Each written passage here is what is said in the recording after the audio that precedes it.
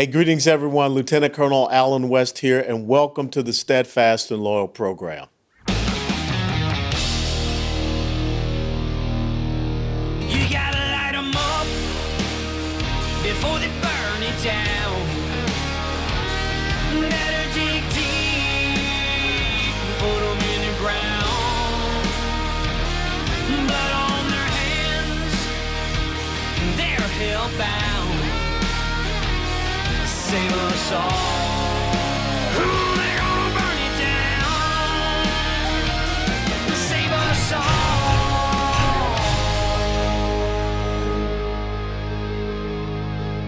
before they burn it down.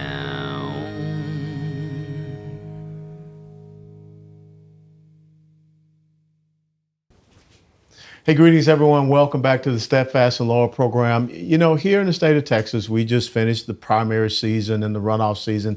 And one of the big issues was school choice. And everyone was talking about how they're not for school choice and what have you.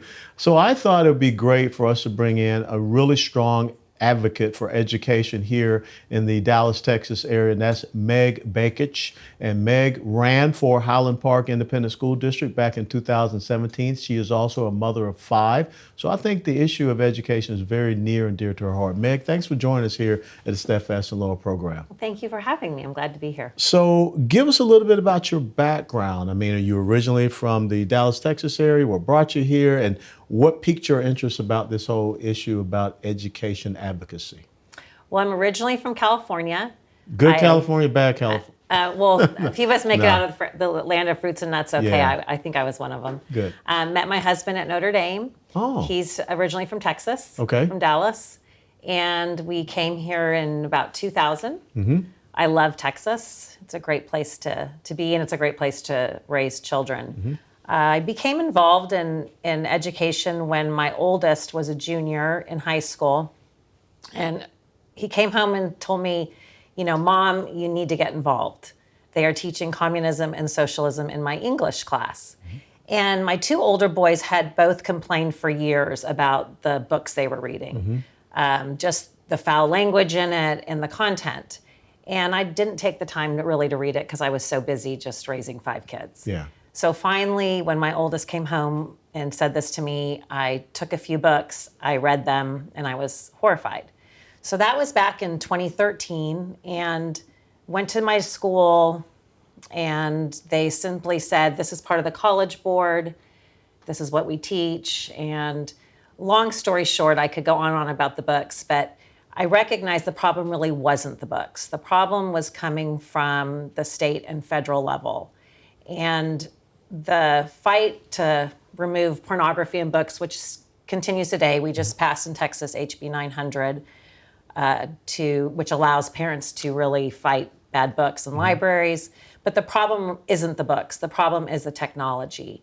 And that's what I recognize, is that when I was able to find a new protocol in my district for parents to have access to the books to fight them, educrats just simply put all that content in the technology. And when it's in the technology, parents have literally no idea what their children are seeing and reading. Now, you ran for the Highland Park Independent School District Board in 2017. What was that experience like for you? Oh, it was a really tough experience. I didn't know what I was really taking on. And I didn't realize that this education is a very serious issue to people who want to change America. And if you're going to go expose what they're doing, they're going to fight you at every turn. Or call you a domestic terrorist. Or call you a domestic terrorist. We had outside interest groups that came into that race. It was just a small local race. We only have 6,400 students in my district, but it was a battle and it was tough. But education is the key, because that's how they're going to take over America with the next generation. You know, when you look at this and what has happened in our system of education, which I think you would agree has become a system of indoctrination, this is not something that just started overnight. Would you agree? Absolutely not. I mean, we could go into the vast history of it, but I'd like to just keep it kind of, in the nearest past, which was in 1989. I actually brought the article, but Hillsdale college. I don't know if people have heard of it, but they do not take any federal grants, Yes. any federal money. And in 1989, there's an article called "The Price of Independence," and they talked about what's called the Civil Rights Restoration Act. And they said at that time, most people had never heard of it, but in the future, they would know about it. Because what that does is when the money follows the child, so do all the strings that are Yes. attached to it. And fast forward to today, Hillsdale was spot on. Yeah. Spot on. And it's an incredible institution because, like you said, they have complete freedom in instruction and education. And I've always been an advocate. We should have a Hillsdale College in every state in the country because as we have this thing called Department of Education, which a lot of people don't understand. Previous to the Carter administration, you had Health, Education, Welfare. It was just one agency. Then all of a sudden, the teachers' unions got on Jimmy Carter, and they created the Department of Education, separate and sold to itself. But when you look at how education has declined, from the time that we created a Department of Education and all of the mandates and edicts and directives that come down out of it, do you think that it's about time that we start challenging and questioning the scope and responsibility that the federal government should have in education? Well, 100%. The way our founders, wrote the Constitution was to ensure local control, where the people who are closest to their money have a voice in what's happening. And what we see here, and I can talk about the nation, but I'll talk specifically about Texas. Yes. Is that legislatively over the last probably 2 decades, they have slowly removed the power from our local school board trustees, and it's now in the state, at the state level. A usurpation of that power. Correct. Exactly. And I would say this last legislative session is very worrisome because in Texas, we passed what's called House Bill 1605. And with that bill comes a $2.44 billion fiscal note. Every Republican voted for it except for one. And obviously grows the government. But the concerning part about it is it is a vendor technology bill. And it's called Open Education Resources. It was in the bill over 60 times. Technology is in the bill over 50 times. And Open Education Resources comes from the United Nations, from UNESCO. And I can tell you their exact words, but they call it transformative and innovative with the power to build inclusive knowledge societies to achieve the 2030 agenda for sustainable development of the United Nations.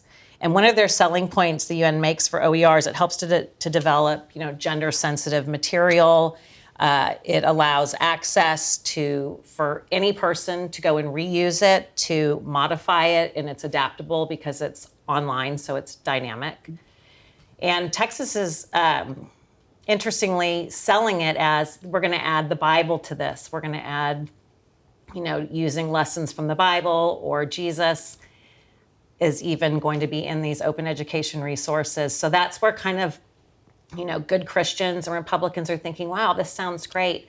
But they're not really thinking about the fact that this is the government. And is it the government's role to be teaching religion? Is it the government's role to be teaching government character traits? When a parent sends their child to school, do they send their child to school to learn to read, write, and do math? Or do they send their child to school to, be taught social emotional learning, character traits? And these are questions people really need to wrestle with and grapple with, and then parents need to take a stand. Well, I find it interesting that now we see government schools saying that they want to teach the Bible and teach Jesus, but yet on one side they're telling us about a separation of church and state. I mean, where's this disconnect happening? Is this kind of like the bait and hook thing that we are getting fed here in Texas? For certain. And, you see in Maine, actually, in Maine, the Supreme Court said that parents can't be barred from using their school vouchers or ESA, whatever people want to call it. Education savings accounts. Education savings accounts in religious schools. And the concerning part about that is, again, now the religious school, the private school, doesn't have the freedom to say no to the government money. And the minute you take government money, you now essentially are tied to the government strings and accountability, which in Texas, they very openly state, yes, there has to be, I mean, think about it. If you're using tax dollars, there has to be accountability with those dollars. What I like to remind people is our government schools are failing students. So why are we looking to the government for our solution with government-regulated school choice? You know, it's interesting because you brought up a quote that really struck me when you said, why should we be going to government to get the permission to educate our children? Exactly. Expound on that. Well, I love this. I listened to this. His name's Vince Ellison, and his quote was, "You don't ask the government for your freedom. You defy government to try to take it from you." Mm-hmm.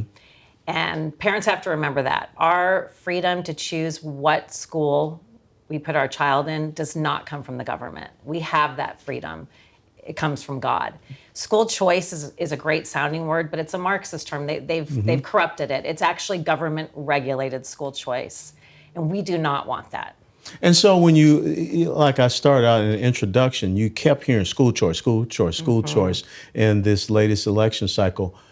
Is this a very dangerous definition of school choice that we really should, peel the onion layers back a little bit better on? Their version of government-regulated school choice is a global initiative coming straight from the United Nations. And in our state, Governor Abbott has spent years trying to push government-regulated school choice on the people, and we haven't wanted it. And instead of worrying about our border, which is a real problem here in our. That affects education. 100%. And what they don't tell you with this government-regulated school choice is that there's 5.3 million students in the state of Texas, and only I think about 60,000 are eligible for these vouchers. So what about the other kids that are left in these failing traditional public schools? Why is nobody talking about the solution? And we have the solution. We've gone to Austin multiple times. We've shared it with them. We say they need to repeal the bad laws. Well, I'll tell you what, this is what we're going to do. Yes. After the break, we're going to come back because, as I said, as a leader in the military, anybody can come up with the issue, but let's talk about the solution and the recommendations. So when we come back after break, we're going to talk about the recommendations. We're going to talk about your concerns with the technology and how do we turn the corner here in the state of Texas. So everyone, we'll be right back after this short break. Hey, greetings, everyone. Lieutenant Colonel Alan West here. The price of gold is near all-time highs, but many analysts think we're just on the front end of a major wave of growth. A lot of people are worried that there could be real problems ahead for the U.S. dollar. We've seen hyperinflation before, and it's certainly possible that we could see it happen right here in America. If something like that were to happen, it's possible that we'd return to an economy run on gold and silver, and your dollar bills could be basically worthless. That's exactly why United Patriot Coin has created the Gold and Silver Patriot Pack. Each Patriot Pack is a pre-made bundle of small-sized silver and gold pieces, making it a perfect way to start building up your stack of precious metals for barter and exchange, and it can also serve as a long-term store of value that's more inflation-proof than the U.S. dollar. And here's a special offer. United Patriot Coin has created a special discount just for our audience. You can get 10% off your first gold and silver Patriot Pack by using the promo code WEST10, WEST10. Since each piece has a relatively small value compared to standard units like a kilo of silver or an ounce of gold, each Patriot Pack is basically a wallet full of small bills, so you can use a little at a time without having to tap into your main stockpile. The Patriot Pack is a great way to get started in precious metals, but United Patriot Coin can also help you to build a real portfolio of gold and silver customized to your needs, whether that's for short-term barter and trade or long-term asset protection and growth. They can even help you invest in precious metals through an IRA rollover account. So shop online at UnitedPatriotCoin.com or call their office in Texas at 844-202-7834.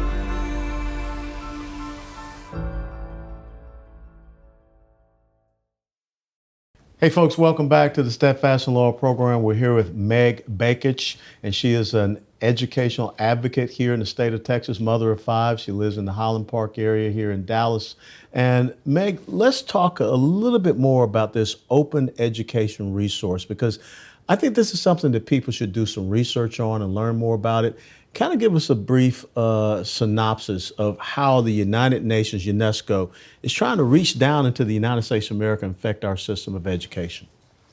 Well, Open Education Resources is an online program that is adaptable and it's dynamic. So what that means is when they say, oh, we're going to, do we want an adaptable Bible? When they talk about, no, we do not. Yeah. And we don't know how the government plans to teach the Bible. Are they teaching it as a fiction story, or are they teaching it as the immutable word of God? Mm-hmm. And this is why it's important that the government sticks to what education is, reading, writing, and math, and we leave the character traits and the religion at the kitchen table, for parents to teach their children. And I'm not opposed to character traits being taught in school in the sense that they've been taught forever. Teacher to a child, mm-hmm. Raise your hand, stand in line, be kind to your neighbor. Absolutely. Manners. That's very different than what is being proposed, which is on a computer program that's adaptable and it's personalized. And what that means is that the computer gets to know your child. And so every question that the child answers changes depending on their previous answer in order to nudge them to a specific behavioral outcome. And that behavioral outcome is programmed by a software programmer in alignment to whatever the government character trait is. It's interesting because right now we got this big thing going on about, kids not being able to have their cell phones in the classroom. But now it seems that the government wants them to get hooked into this other type of technology. Are our kids being exposed to too much online and not the person-to-person teacher-student relationship? It is interesting how they're saying, no phone zones, but yet these children are on one-to-one device, government-issued devices. Thankfully, at the last Republican convention, the technology was brought to the Department of Health under the Department of Health and Human Services, and there is in the platform, the Republican platform, to remove technology from the children because of all of the health risks, mental, radiation, all the other things that go with the technology. So with that being said, the next step would be we need to remove all of these one-to-one devices in the classroom mm-hmm. and return to what's been tried and proven successful, which is, a strong academic curriculum, a great teacher, books, paper, and pencil. And, so that's a priority, right, to remove the technology. And when you do that, you release a lot of the financial burden that's on these districts sure. and the bonds that are being passed. I mean, right now, Highland Park's trying to pass another bond, and in it, it's over $12 million just for technology, which we now know, thanks to COVID, is a failed experiment. Mm-hmm. There's no such thing as online learning. Mm-mm. It's an oxymoron. The kids suffer. They suffer. And so we have to stop using our tax dollars for this purpose, which is why it's so mind-blowing that we have this new, online technology bill, which is really, it's a digital Common Core in Texas. So who's pushing it? Well, here in Texas. We've got to inform, educate so we can mm-hmm. activate our listeners and our viewers. So who's pushing this here in the state of Texas? Well, we have Abbott appointed a software entrepreneur to be the commissioner of education in the state of Texas. So he's not an educator, he's a software entrepreneur. And so That's Mike Morath. Yes, Mike Morath. So it is coming from the top all the way into our districts, but it's being pushed also legislatively. So when the TEA states that this Amplify is aligned to our Texas Education Knowledge and Skills, the TEKS, people need to realize our TEKS are corrupted because of the legislation. So our TEKS are no longer academically focused, they're behavioral focused. So there's been a complete shift in education away from the reading, writing, and math to values, attitudes, beliefs, and worldviews.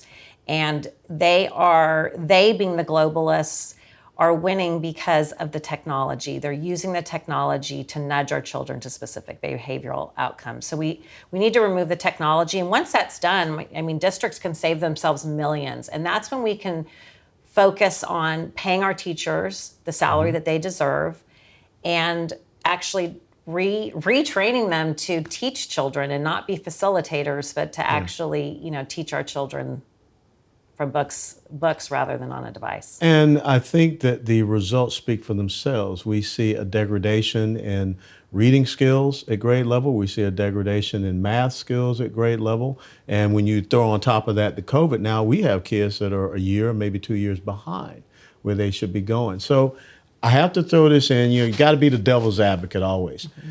So if I'm on the other side, I say, Meg's just throwing out a bunch of conspiracy theories. I mean, tinfoil hat stuff. How do you respond to those type of detractors? The proof is in the pudding. I mean, that's all I can say. It's go and sit in a classroom and watch little 5-year-olds with headsets on, VR sets, staring at a device. Research what the MAP test is. It's the measure of academic progress. It actually won the award for measuring social and emotional learning. But parents go in and they learn what their child's MAP score is, and they think it's, their math, and they think it's English, but indeed it's actually testing their social emotional learning.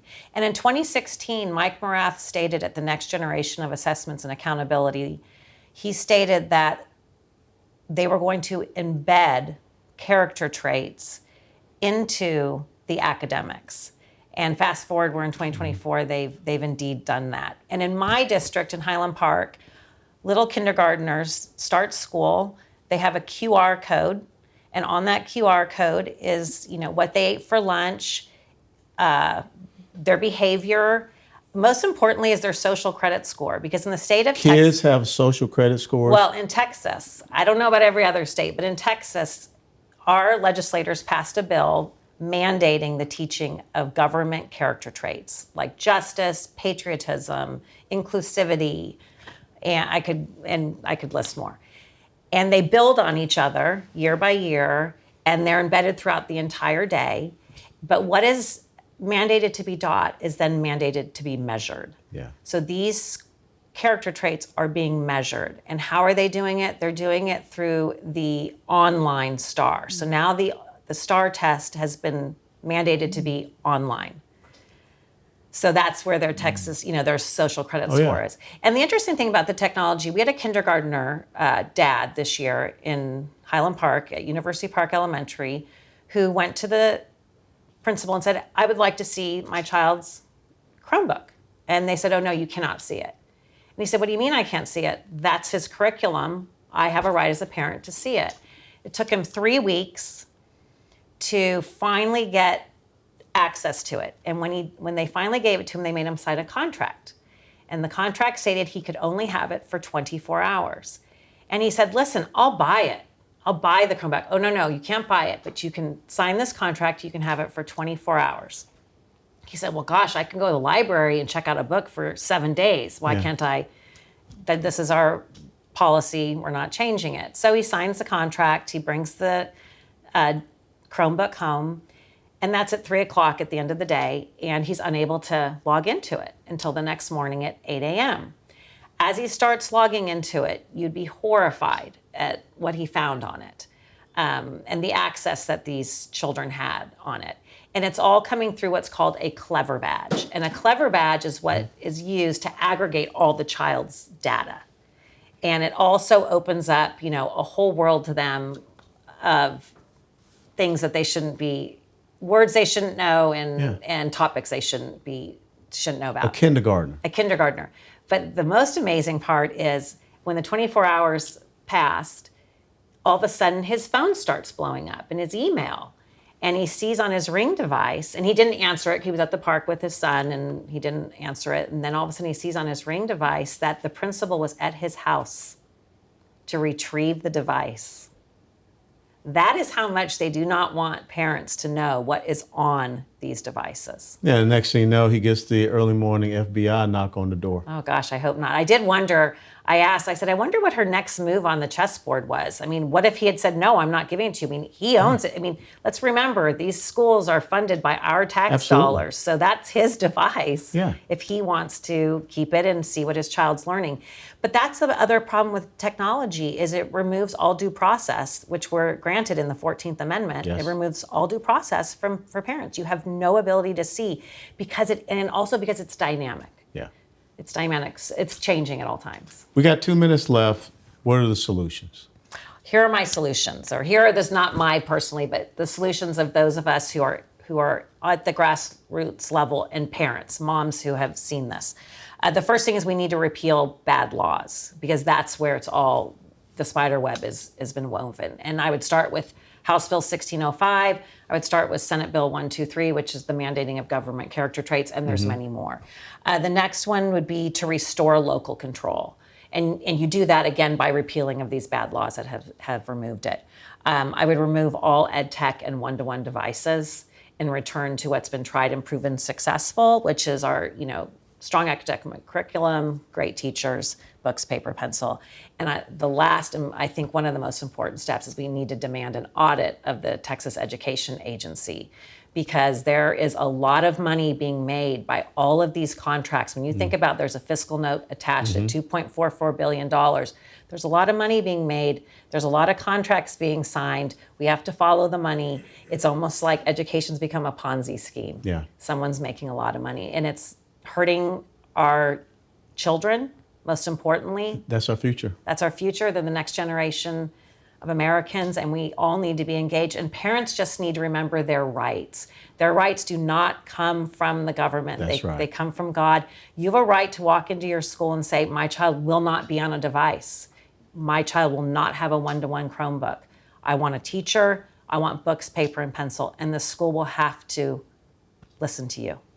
Can you publish like a parent's bill of rights or something out there so people can know that and post it? Because I'm sure there are a lot of parents don't realize the power that they have.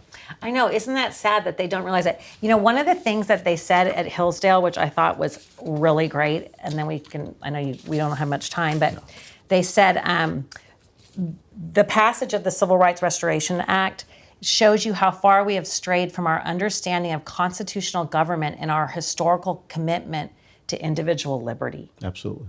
And parents need to remember what their own rights are. These children are a gift from God. They are. Train up a child in the way they should go, so when they grow old, they shall not depart from it. Amen. Proverbs 22:6. Meg, how can people follow you and stay in touch with all the great research you've been doing? Boy, I wish I could say I had social media. I don't anymore.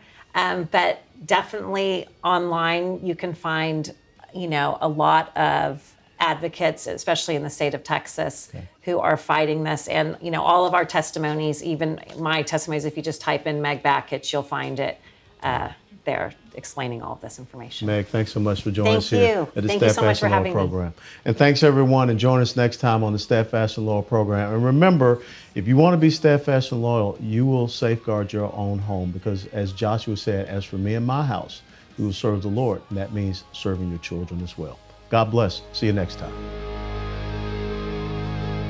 Before they burn it down.